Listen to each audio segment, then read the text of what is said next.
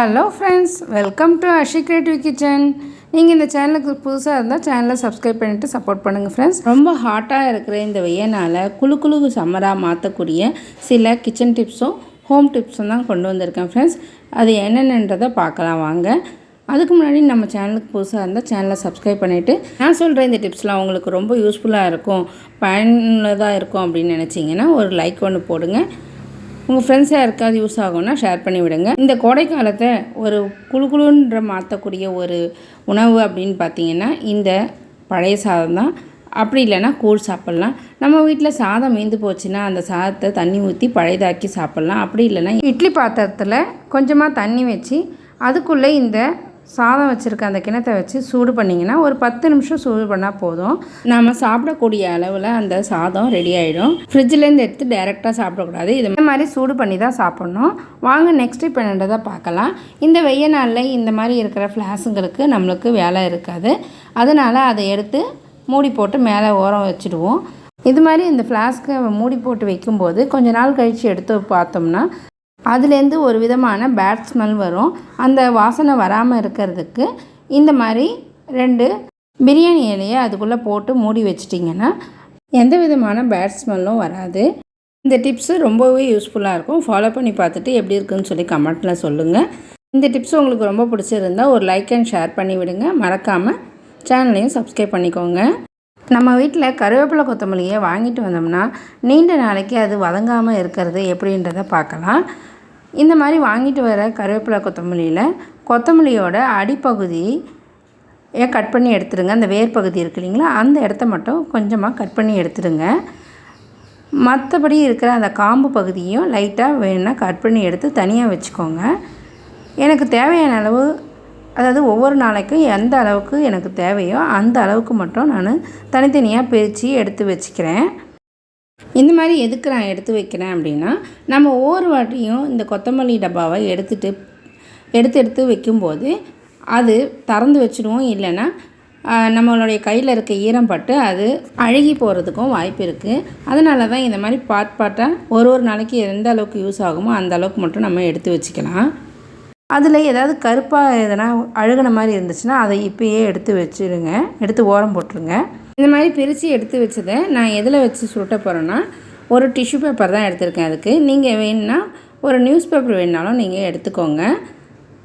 இந்த மாதிரி எடுத்த டிஷ்யூ பேப்பரில் இந்த பார்ட்டாக எடுத்து வச்சுருக்கிற இந்த கொத்தமல்லியை கொஞ்சம் கொஞ்சமாக வச்சு ஒரு பகுதியாக சுருட்டிக்க போகிறேன். எதுக்காக இது மாதிரி நம்ம செய்கிறோம் அப்படின்னா, நம்ம ஒவ்வொரு நாளைக்கு ஒன்று தனித்தனியாக வச்சு எடுத்தாலும் சரி, இல்லைனா ஒரு பகுதியாக மட்டும் எடுத்துக்கிட்டு மீதியை அப்படியே கைப்படாமல் எடுத்து வச்சிடலாம். நம்ம இப்போ பாருங்கள், இது மாதிரி நம்ம சுற்றி எடுத்துக்கிட்டு உங்களுக்கு ஒரு டிஷ்யூ பேப்பரில் எத்தனை நாளைக்கு வருமோ அத்தனை நாளைக்கு மட்டும் எடுத்து வச்சுக்கோங்க. இப்போ 3 நாளைக்குன்னா 3 நாளைக்கு ஒன்ஸ் ஒரே ஒரு டிஷ்யூ பேப்பர் மட்டும் எடுத்து யூஸ் பண்ணால் போதும். அதுவும் ஒரு பகுதியில் இருக்கிறத மட்டும் எடுத்துகிட்டு மீதியை நம்ம அப்படியே சுருட்டி வச்சுடுவோம். அதனால் கொத்தமல்லி அழுகவும் செய்யாது, வாடவும் செய்யாது, ரொம்ப நாளைக்கு நல்லாவே இருக்கும். பாருங்கள், இந்த மாதிரி எடுத்து வச்சுருங்க. இப்போ இதில் மேல் பகுதி தெரியுதுன்றதுனால நான் இன்னொரு டிஷ்யூ வச்சு அதையும் மடித்து வச்சுக்கிறேன். அப்படி இல்லைன்னா நீங்கள் இந்த கொத்தமல்லியை 2 பகுதியாக கட் பண்ணிக்கோங்க. கட் பண்ணிவிட்டு தண்டு பகுதி தனியாகவும் இலை பகுதி தனியாகவும் டிஷ்யூ பேப்பரில் வச்சு சுற்றி வச்சுக்கோங்க. இந்த வெய்யனால் குழுன்னு மாற்றுறதுல இந்த கொத்தமல்லிக்கும் ஒரு நல்ல ஒரு முக்கியத்துவம் இருக்குது. ஏன்னா இதை காலையில் வேலைகளில் நம்ம ஒரு கஷாயம் மாதிரி கூட போட்டு குடிக்கலாம். இந்த கொத்தமல்லி காம்புகளை வச்சு ஒரு க்ரீன் டீ கூட நம்ம ரெடி பண்ணி அதில் ஹனி கலந்து குடிக்கலாம். ரொம்பவே ஹெல்த்தியானது. இந்த க்ரீன் டீ குடிக்கிறதுனால நம்மளுக்கு நீர்க்கடுப்பு போகும், அதே சமயம் ரத்தத்தையும் சுத்தம் பண்ணும். வச்சு ஸ்டோர் பண்ணும்போது இது ஒரு 10 நாள் வரைக்கும் நம்மளுக்கு வாடாமல் வதங்காமல் நல்லாவே இருக்கும். இந்த மாதிரி செய்யறதுனால நம்மளுக்கு தேவையானதை மட்டும் எடுத்துக்கிட்டு மீதியை அப்படியே வச்சு நம்ம ஸ்டோர் பண்ணிடலாம். இந்த டிப்ஸ் பிடிச்சிருந்தா ஒரு லைக் அண்ட் ஷேர் பண்ணி விடுங்க. அதே மாதிரி இந்த வெய்யனால் குழுன்னு மாற்றுறதுக்கு நம்மளுடைய ரூம் டெம்பரேச்சரை கொஞ்சம் குறைக்கிறதுக்கு இந்த மாதிரி நம்ம செய்யலாம். என்னன்னு பார்த்தீங்கன்னா, நம்ம வீட்டில் இருக்க சின்ன சேர் எதனா இருந்தால் அது மேலே இந்த மாதிரி பெட்ஷீட்டில் நல்லா நனைச்சிட்டு புழிஞ்சிட்டு அதை எடுத்து போட்டு ஃபேன் கீழே போட்டு காய போட்டிங்கனாலும் சரி, இல்லைன்னா இந்த மாதிரி குட்டி குட்டி துணிகளை சின்னதாக ஒரு கொடி மாதிரி கட்டி அது மேலே போட்டிங்கனாலும் ஃபேன் கீழே காயறதுனால ரூம் டெம்பரேச்சரும் குறைஞ்சி இருக்கும். இதே மாதிரி நம்ம பெட்ஷீட்டு இல்லைனா டர்க்கி டவல் கூட யூஸ் பண்ணலாம். வெளியில் ஹாட்டாக இருந்தாலும் உங்கள் வீட்டுக்குள்ளே நல்லா குளுன்னு இருக்கும்.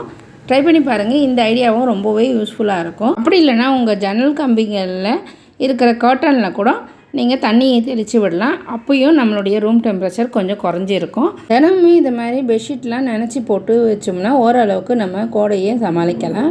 வாங்க நெக்ஸ்ட் ஒரு அட்டகாசமான டிப்ஸ் பார்க்கலாம். இந்த டிப்ஸ் மூலிமா நம்மளுக்கு நிறைய கரண்ட்டும் சேவ் ஆகும். அதே சமயம் வெயிலேருந்து நம்மளை ரொம்பவே பாதுகாக்கவும் முடியும். நம்ம வீட்டில் ஏசி இல்லைன்னா கவலையே பட வேணாம். இந்த ஒரு தேங்காய் சிரட்டை இருந்தால் போதும். நம்ம வீட்டில் இருக்கக்கூடிய இந்த தேங்காய் சிரட்டையை இந்த மாதிரி ஒரு டப்பாவில் வச்சுக்கோங்க. இந்த பாக்ஸில் வச்சுட்டு ஃபுல்லாக தண்ணி ஊற்றி நிரப்பிடுங்க. அந்த மாதிரி நிரப்பும்போது இந்த பாக்ஸ் ஃபுல்லாக இருக்கிற மாதிரி பார்த்துக்கோங்க. இந்த மாதிரி ஃபுல்லாக தண்ணி நிரப்பின இந்த பாக்ஸை நம்ம எங்கே வைக்க போகிறோம் அப்படின்னு பார்த்தீங்கன்னா, நம்ம வீட்டில் இருக்கிற ஃப்ரிட்ஜில் தான் வைக்க போகிறோம். ஃப்ரீசரில் வைங்க. இதில் மட்டும் இல்லாமல் இந்த மாதிரி சாக்கோஸ் கவரு, டிஷ்வாஷர் கவரு இதெல்லாம் வீணாக தூக்கி போட தான் செய்வோம் நம்ம. அந்த மாதிரி கவர்லேயும் இந்த மாதிரி தண்ணி நிரப்பி ஃப்ரீசரில் வச்சுக்கோங்க. இந்த மாதிரி நம்ம வைக்கிறதுனால நம்மளுடைய ரூமில் இருக்கிற டெம்பரேச்சர் கொஞ்சம் குறையும். அதே சமயம் நம்ம வீட்டில் ஏசி இல்லைனாலும் கரண்ட் இல்லைனாலும் கவலையே வேண்டாம். நம்ம இருக்கிற ஃபேன் காற்று கீழே இந்த மாதிரி எடுத்து வைக்கும்போது அந்த காற்று இந்த தண்ணியில் பட்டு வரும்போது நம்மளுக்கு சிலுன்னு இருக்கும். நல்லாவே இருக்கும். ஓரளவுக்கு நம்ம இந்த வெயிலை நல்லா சமாளிச்சிடலாம். இப்போ பாருங்கள், நல்லா ஐஸ் க்யூப்பாக மாறிடுச்சு. இப்போ இதை நம்ம எப்படி பயன்படுத்த போகிறோம் அப்படின்னா, நம்ம எந்த ரூமில் படுக்கிறோமோ அந்த ரூமில் இல்லைனா எந்த ரூமில் நம்ம டிவி பார்க்கவோ செய்யவோ இருக்குமோ அந்த ரூமில் கூட இந்த மாதிரி செஞ்சுக்கோங்கண்ணா. அதுக்கு நம்ம முதல்ல ஒரு சாக்கு பையை எடுத்து போட்டுக்குங்க. அதுக்கு மேலே ஒரு துணி வச்சு, ஏன்னா கீழே டைல்ஸ்லாம் தண்ணி ஆகிடும், அது மேலே இந்த துணி மேலே இதை எடுத்து வச்சுட்டிங்கன்னா அந்த ஃபேன்லேருந்து வர காற்று இது மேலே பட்டு வரும்போது நம்மளுக்கு சில்லுன்னு இருக்கும். இந்த டிப்ஸு ரொம்பவே யூஸ்ஃபுல்லாக இருக்கும். ட்ரை பண்ணி பாருங்கள். அதே மாதிரி நம்ம கவரில் ஊற்றி வச்சுருந்த அதுவும் நல்லா ஐஸ் கட்டி ஆகிடுச்சி. அதையும் ஒரு ஸ்வீட் பாக்ஸ் மாதிரி வச்சு அது மேலே வச்சுடுங்க. அதுக்குள்ளே வச்சிட்டிங்கன்னா உங்களுக்கு ஒரே இடத்துல வைக்கணும்னு இல்லை, வேறு ஏதாவது ஒரு இடத்துல கூட நீங்கள் வச்சுக்கிட்டிங்கன்னா இந்த ஐஸ் க்யூப் சீக்கிரத்தில் கரையாது இந்த கவரில் இருக்கிறதுனால. அதனால் இது மாதிரி வைக்கிறதுனால நம்மளுக்கு ஃபேன் காற்று கொஞ்சம் சில்லுன்னு வரும். இதனால் நம்ம ரொம்ப கரண்ட்டு சேவ் ஆகும். ஏசியை அடிக்கடி போட வேண்டியதும் இருக்காது. கரண்ட் ஆஃப் ஆகிடுச்சினாலும் நம்ம கவலைப்பட வேண்டாம். இந்த மாதிரி கவரெல்லாம் தண்ணி ஊற்றி ஐஸ் கட்டியாக்கி ஃப்ரிட்ஜில் வைக்கிறதுனால ஃப்ரிட்ஜ்லேயும் கூலிங் சீராக இருக்கும். அதனால் கரண்ட்டு பில் நிறைய வராது. இந்த டிப்ஸ் யாருக்காவது யூஸ் ஆகும் அப்படின்னா நிறைய ஷேர் பண்ணி விடுங்க. மறக்காமல் சேனலையும் சப்ஸ்கிரைப் பண்ணிக்கோங்க. தேங்க்ஸ் ஃபார் வாட்சிங். பாய்.